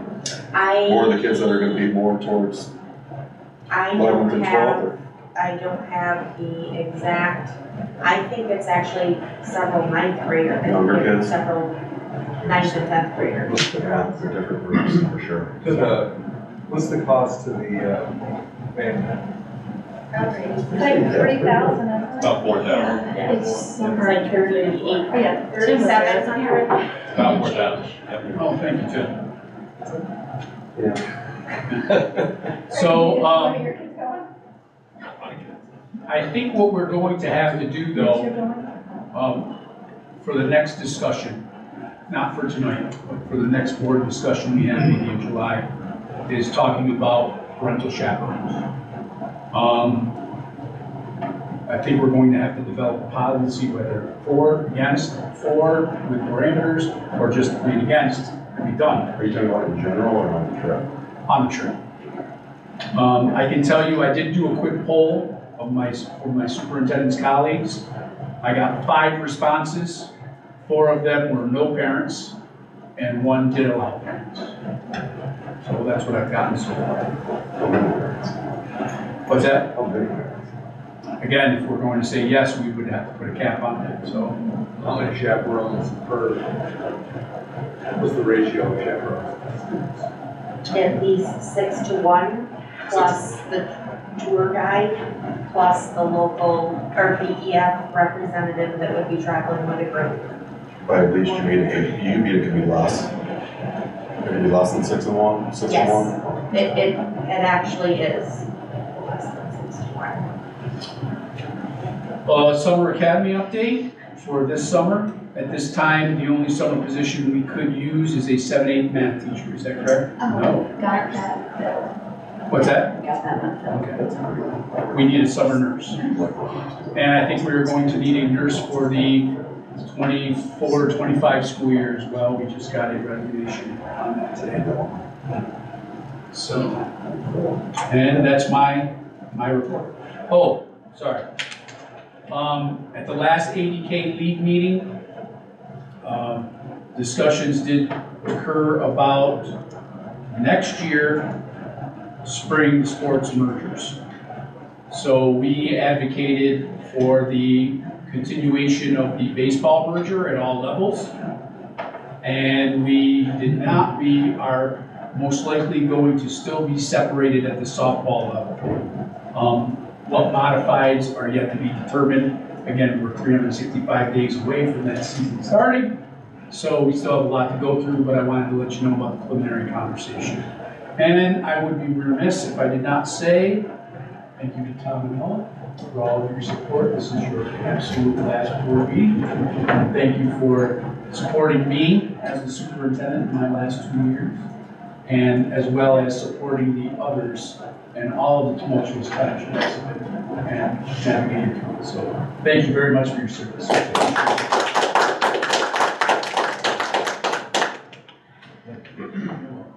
Next up, building principal.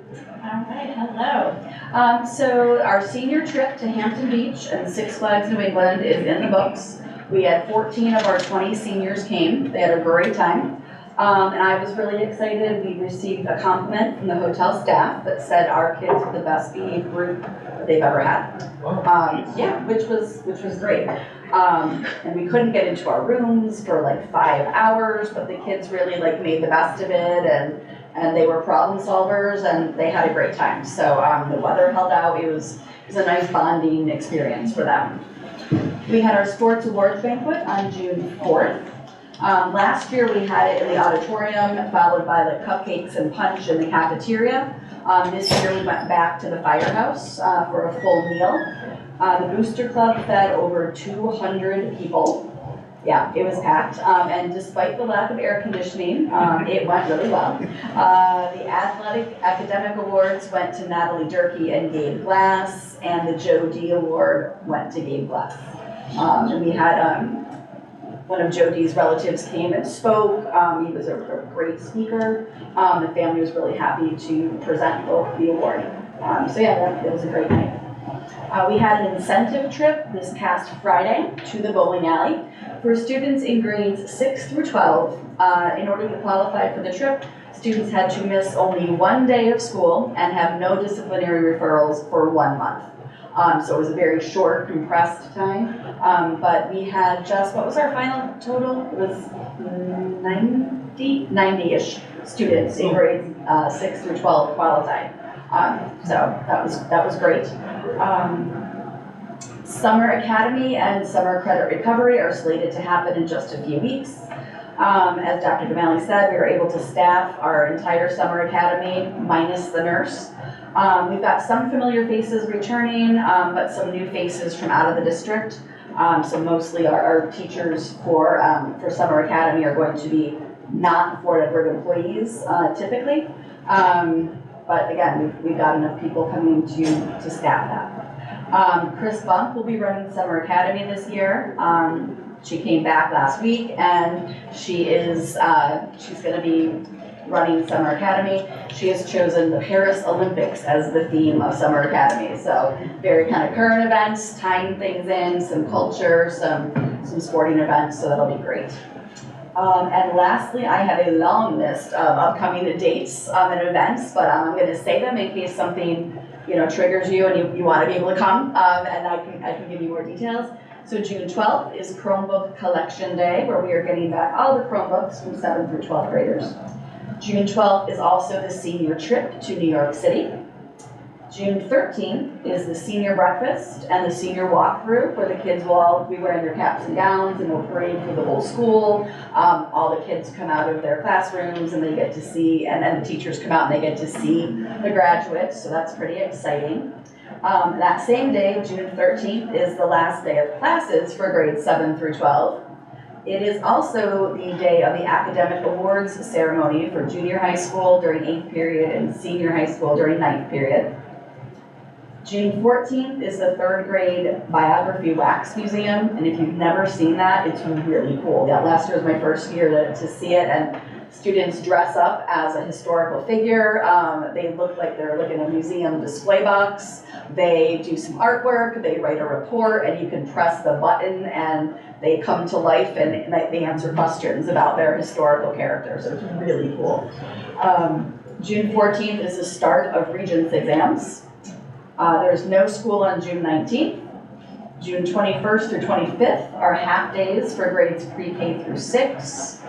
And during those half days, we've got pre-K graduation on the 21st, pre-K through 5 field day, which was rescheduled from last Friday. We've got the grade 5 moving up ceremony, and kindergarten graduation. And June 25th is the last day for kids and teachers.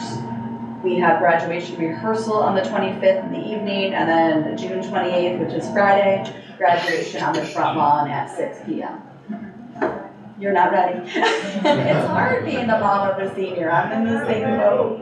It's tough. I love that they're doing it on prom. I love doing it. Yeah, it's really nice. So pretty. That is, Here's for what? yeah, I'm excited to see it because last year we had to move it inside, so I'm excited to see it outside. No, it is nice. And scattered in between all of those dates are field trips for elementary students. So our kids and teachers are completely packed out and busy between now and June 25th. So Yeah, looking forward to summer. yeah, nobody's looking forward to something. That's all I've got tonight. Animal services. All right, so grant season and reporting season is here, so we're finishing up, so I do have some reports that I'll be working on in the future. I've been working with the business office on our IDEA grant funding, which will be due on July 1st. This was my first night of the arts this past month, the night that we had the budget vote and all of that. So it was just really amazing to see how many people came out to support, our young artist. Did the ice cream social, which was a big hit. I know they had to go and buy reinforcements, just had to run out and get more ice cream. And just a big thanks for Mrs. Schilling for coordinating the art show, and then Ms. Taylor did an excellent job with the chorus concert. If you had a chance to attend it, it was great. The senior chorus did a great rendition of Les Mis, which is a popular concert that they just did a wonderful job with it. Let's see what else. We have about four final annual reviews to tie up before the end of the year that just got changed due to scheduling conflicts. So we are working on closing those up. We recently did our CPSE, so our preschools, students with disabilities, to our CSE meetings. We had 12 meetings with 11 continuing classification, and then one is registering in another district. So I'm working on finalizing the new IEPs with our incoming kindergarten students. Our School to Work program finished their last coffee carts for the year. For both sides, they usually alternate between the elementary building and then the middle and the high school. It was a huge hit. We will definitely miss their coffee and sweet treats over the summer. Alternate assessment testing wrapped up this past Friday. We had 4 students take the test here at Fort Edward, and then 3 students that attend different programs took them in their programs, either at Prospect or at BOCES.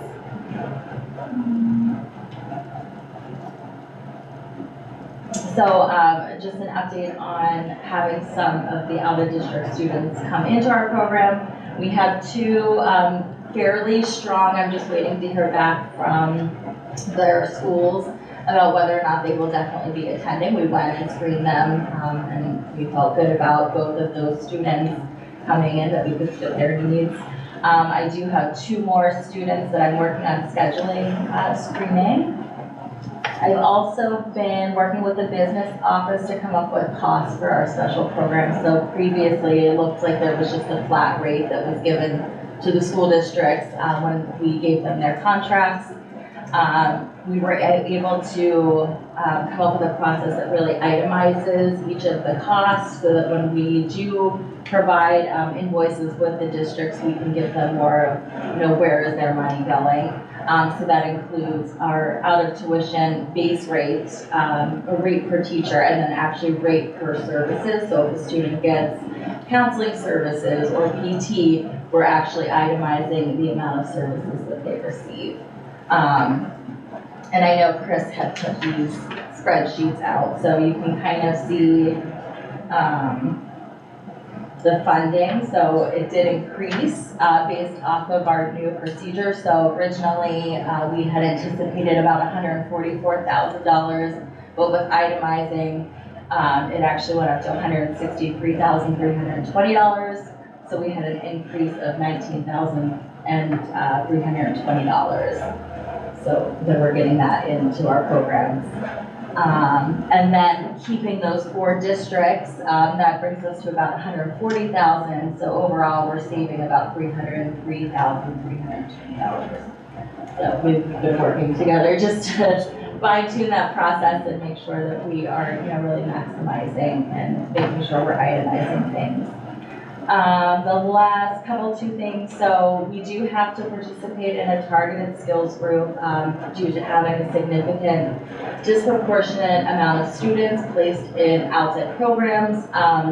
Unfortunately, because we've been hit with this disproportionality the past 4 years, we do have to participate in a targeted skills group. So what that means is we have trainers coming from the partnership, educational partnership that's through New York State. So they'll help us look over the summer. We're going to dive into our data to see, where discrepancies might lie, and come up with maybe some new initiatives to make sure that we are appropriately placing students. It is difficult because we do have a high or a low number of students. So, any students that are placed, we can easily get dinged, based off of just 1 or 2 students. So I'm interested and I'm looking forward to actually working with the state to see, where our errors lie. So. And then finally, the RTI committee is taking a half day this coming Wednesday to make some revisions to our current plan.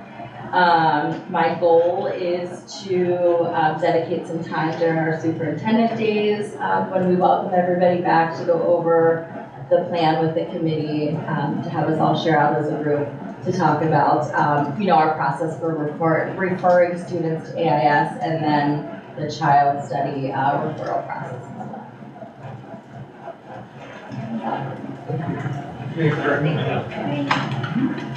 Next up, building maintenance. Thanks, Steve. Yes, sir. I got none.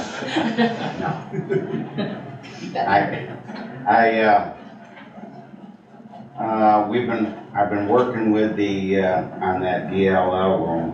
It's been a nightmare now for about 4 or 5 years. The plenum is made and the damper, they're waiting on the damper that's gonna hook up to the outside air in that room. So I'm hoping for that next week to get that in and get that installed. And then we're hoping that's gonna help the situation. I'm just hoping it'll fix it, but that remains to be seen. There's other things that I'm looking at with that unit that I'm thinking it might not still be right, but we're gonna take one step at a time, get this taken care of and get it vented properly. Had some problems with the front door. If any of you have gone out the front, you've got to be careful to the door all the way to the right, not to go running out of there. Something went wrong with that. Well, them crash bars are $5,182 for that crash bar. And I hated to go up and talk to Chris when you talk that kind of money. Hey, Dad, I need a few bucks here. So I'm working with some people there from the door people and things. It's under warranty, so we're not going to cost us anything to get that replaced. So doing some investigating, that helped. That saved $5 grand anyway. I I've been fixing a bunch of different locks and stuff throughout the building. There's been, you know, when we do a lockdown, there's certain things that haven't been right, haven't locked in a long time, so I've replaced some deadbolts and done things, gotten some things for that. I had Jim Gerard in today, because we've been talking about graduation, getting the place up.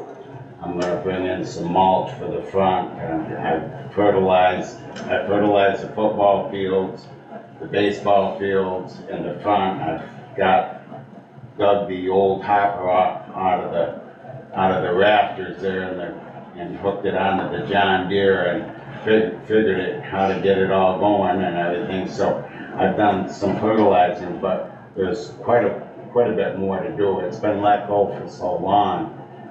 The football field, Jim, as you know, Jim does a lot of sports fields.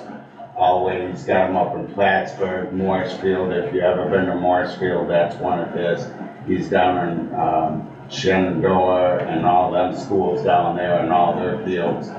And so he's well known in the area. He's looked our fields over. He's going to give us some pricing on getting our fields back in shape and getting them so that, you know, you got a real nice piece there. And the baseball field and the football field is what he's looking at to get them back properly. So I'm working with him on that. He's going to get us a price.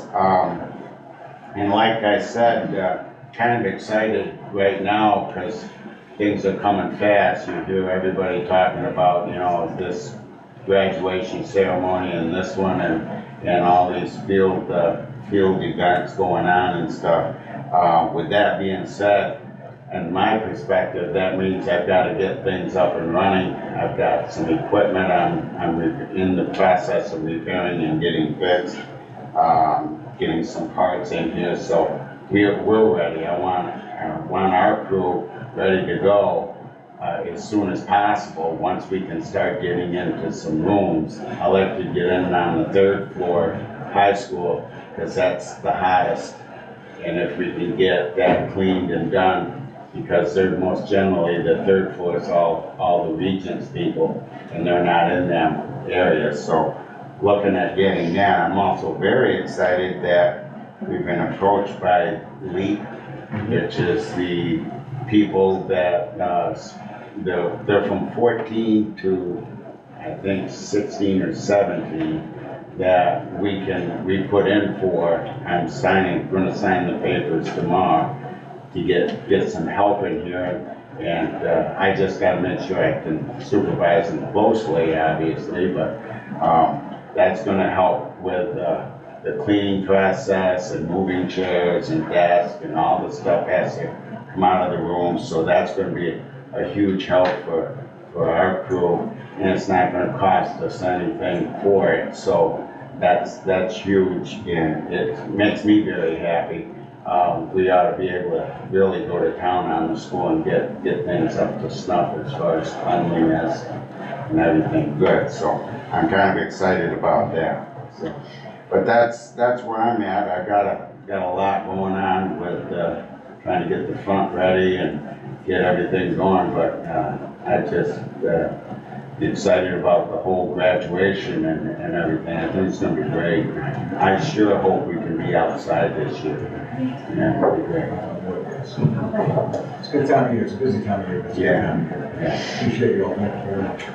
All right, let's move on. We have one discussion item, a meeting minutes discussion.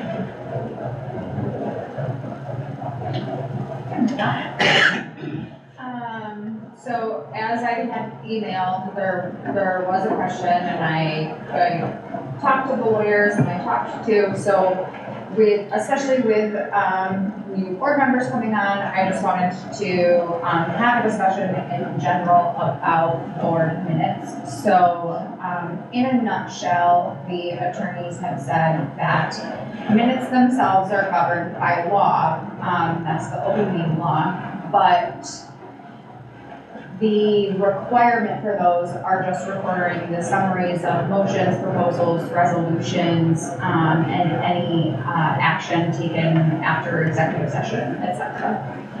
All of the other things you're not legally obligated to do, which in turn lends itself to some variations on how people do minutes, and it really just boils down to the person writing them in their style, etc. But at the end of the day, my writing also is up to all of you as the board, because I answer to all of you as a whole. So I think that all the extra stuff, like the reports that we talk about and those different things that I am writing on, are historically have been done and are great data to keep for future historical reference. But they're, in a nutshell, extra, not necessary, and then up to interpretation as far as how I write it or how you want me to write it. So I just wanted to make mention of all of that. I think we kind of go above and beyond, and wanted to know what everyone wanted to do moving forward, and if there was differences that I needed to make in the way that I was writing things, etc. So the way, thank you for that. The way that I interpret it is basically, right now, I think we do as much verbatim as we can. I tend to summarize. So that's Which is the opposite. correct. I would agree with that statement. Okay. She said that's the opposite of what I just said, which I agree with. So let me rephrase. So it's as mostly as close to as much detail as you can provide as possible. Because it's not really a summary. I would call it more than a summary. Right, it is not verbatim, it is mostly a summary, but I tried to give as much detail from the things that were happening, and especially, in this instance, like our community comment, because we say detailed notes will be taken, the lawyer basically said, your detailed notes can be handwritten and you can keep them in a file. It doesn't have to be written in your official notes, but I do try to keep as much as I can, but in my own summary and interpretation of what was happening. So is it fair to say the options are, you're the middle of the road, we could go even more detail, or we could go basic? Correct. Okay. But we could look at it to just writing, these are the motions, and don't put anything else in if you want. Why are we not? It's because, after the meeting we had in which, Tom and I had a discussion, the minutes were sent out, and I just noticed that there was a difference in how, I was being quoted, as one would say verbatim, or how Keezy remembered I was stating it versus, basic summaries of, what Mr. Roach was saying during our same conversation. So I asked her, or I stated that I don't feel it's appropriate to quote one member of the board in a conversation while summarizing what the other one said in the way that she said. And that was what I said, and I just wanted to get some information on why that was happening, and. Oh, okay, I was just looking for a little bit. Yeah. So nothing has to be obviously decided tonight, but it's discussion. How you guys want to. I mean, in general, I like the detail of it, so you can't for not that detailed. I just like the way that you write the stuff so that you can refer back to it. And if we remember Amanda, who was very good at remembering and going back, so. If we're looking at something a year from now, and we go, well, didn't we discuss this particular meeting, and we can pull it up and actually see what we're talking about. Or in a video. Well, we do that. Yeah. I would like less detail in the minutes, just make it as easy as smooth as possible for our staff. If you need detail, you can go to video. That's what I would do, I would probably.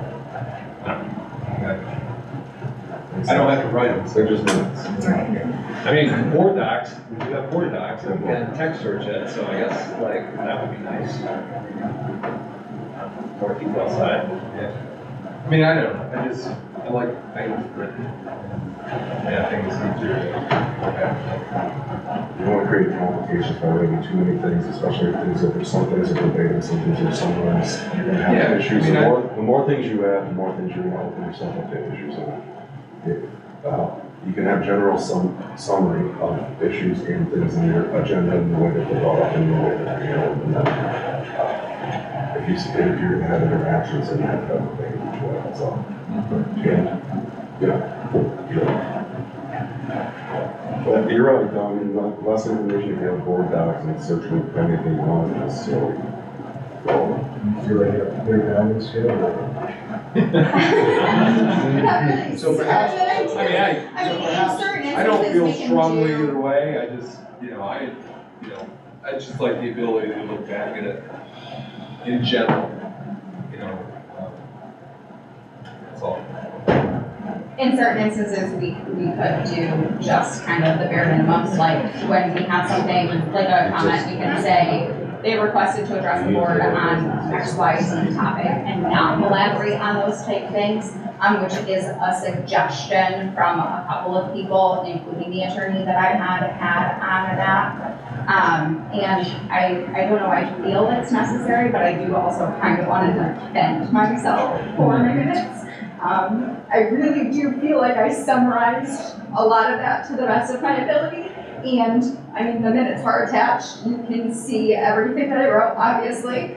And though I did summarize certain things, there were certain things that had been said that I don't feel would be an accurate representation to not write verbatim. But I do feel like I directly quoted each individual appropriately and not just one person specifically. So I just want to put that out there. you do a great job. Yeah, I'm not sure exactly what the conversation was, because I think it was simply what I was concerned about, was just having quotes, and not certain quote, one certain very, very important quote, which is basically the cause of all of this.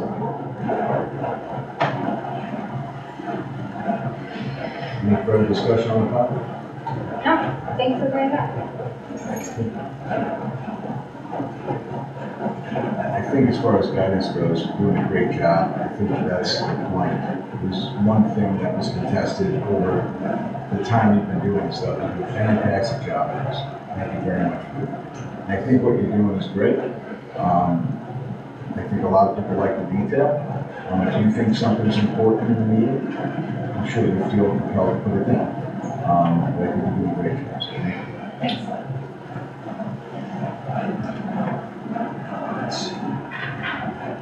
All right. You see, they put a couple of things together here.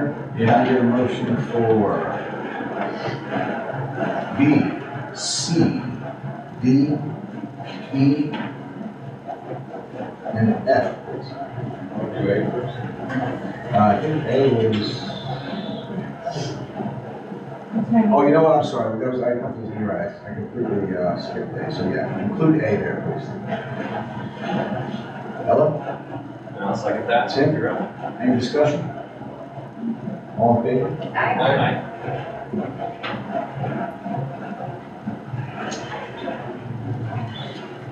Okay.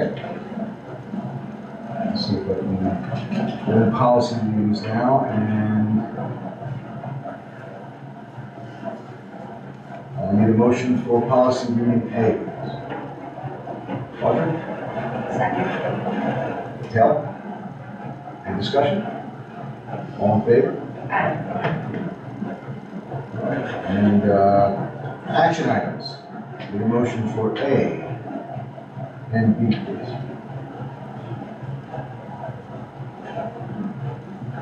We got Audrey and Taylor. Any discussion? All in favor? Aye.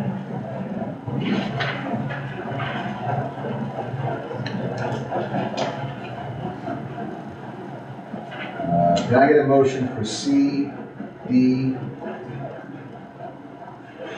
E, F,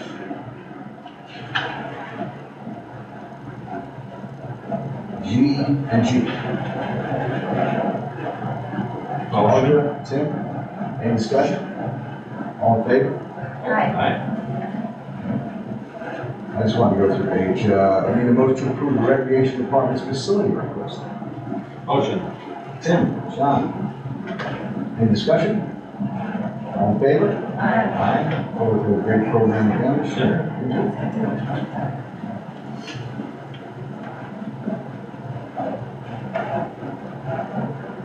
Okay, I need a motion for, wow. I, J, I and J. John, Taylor, any discussion? All in favor? Aye. Okay, I need a motion to table, going to exec, K, L, H, actually we have two H's. No, that's an M. Well, that's an M. Okay, all right. Hey, I think I know the alphabet. K, L, M, N, and O, please. John, no other? Any discussion? All in favor? Aye. We want to be able to listen to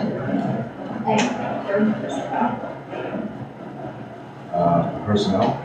the A. Oh, gosh, you're right. So in personnel, all appointments are subject to change of compensation, proration, pending emergency school closing, required reduction in force.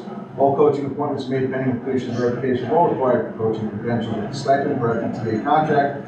Commensurate with experience, no other salary or benefits. All coaching extracurricular appointments are subject to reduction in compensation, proration, pending final student enrollment numbers, and pending outcome of any potential mergers and emergency closings. That being said, I need a motion to table A to exec. Tim and John? Any discussion? All in favor? Aye. All right, I need a motion for B, C, D, E, F, G, H, I, and I. So up to I. Tim?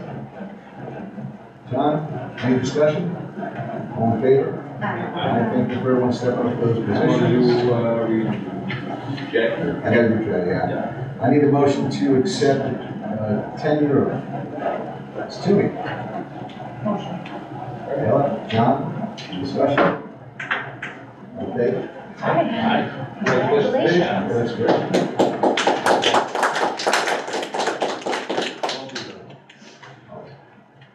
All right,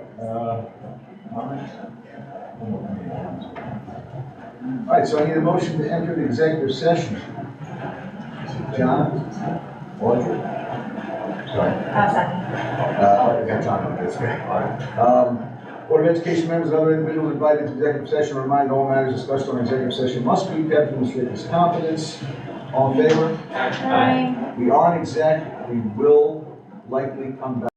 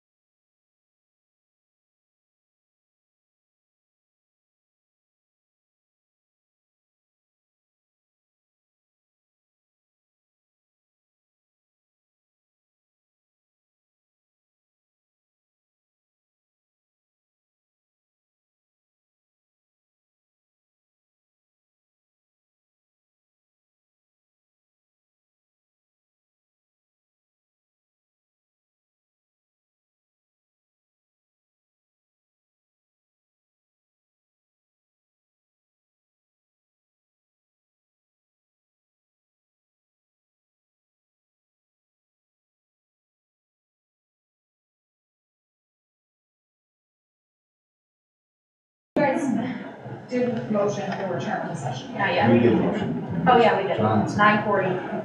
Thank you. Yeah. It's running. Alright, thanks for hanging out with us, folks. Regarding item K. Item K, we're going to that's going to remain table, right? So we need a motion to keep that table. Motion. Taylor and Audra, all in favor? Aye.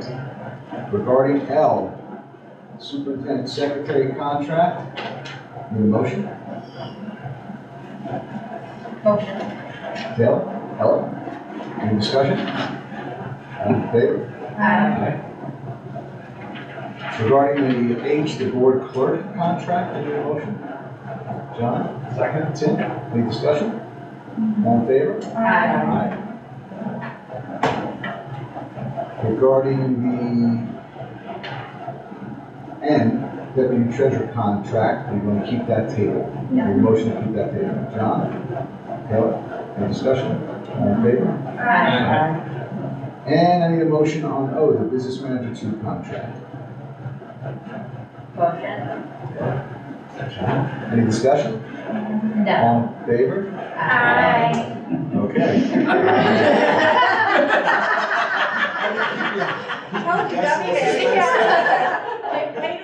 Hey, we changed our mind. You Personnel A. Personnel A. Yep, personnel A was also. It's the. It's the appointment of Chris as. Oh, gotcha, okay, perfect. Okay, so I need a motion for personnel. No appointment, just No. contract. Yeah, I guess it's A. Okay, I need a motion for personnel A. John, Audra, any discussion? All in favor? Aye. Officially welcome aboard. Welcome to the Need a motion to board. adjourn. Motion. Taylor and John. All in favor? Aye. Bye. All right, I'm starving. Again, thanks, everybody. Ella, thank you for coming back. Thank you for coming out of school board retirement for us. All